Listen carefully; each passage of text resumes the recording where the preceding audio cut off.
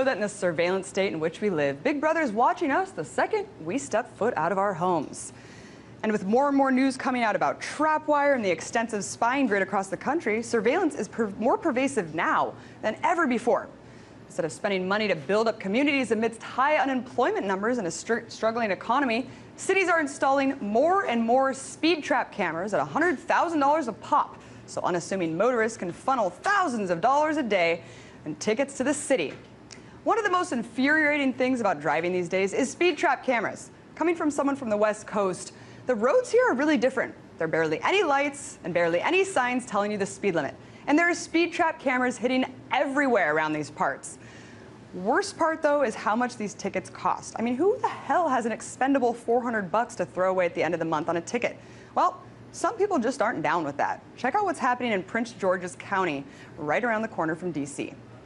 This one just replaced here along Racetrack Road in Bowie was destroyed by fire at the hands of a vandal. I mean, me being a Christian, I was sort of like, that's not right. But a little subconscious, you're like, I'm glad they did it. Hold up. Racetrack Road? Is that a joke? How could they expect people to really drive the speed limit on a road called Racetrack? And I love the guy's reaction to the vandalism of the cameras, too. He's like, you know, I'm all for peace and everything, but F these cameras, seriously.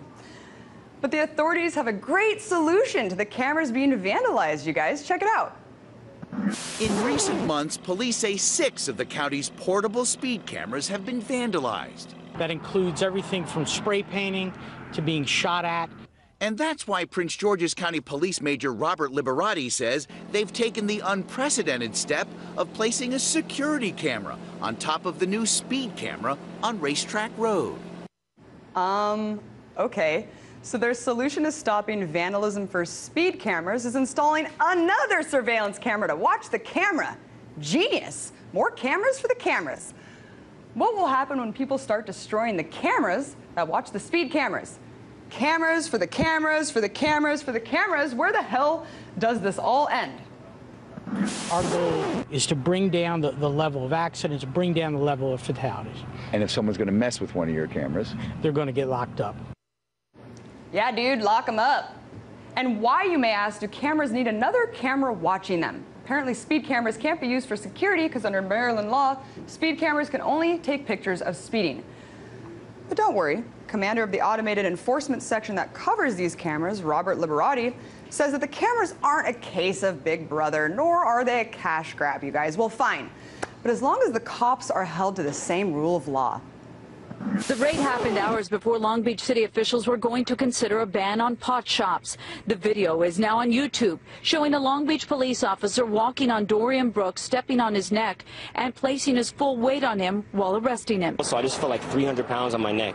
In another room, an undercover officer shown here notices a surveillance camera and takes it out with a metal rod, destroying possible evidence. Officers were unaware this video feed was being recorded at an off-site location. So, it's perfectly okay for police to stomp people out, destroy private surveillance cameras whenever they feel like it, and even make it a federal offense for filming them do anything in some states. But don't you dare mess with their cameras, watching cameras, watching cameras.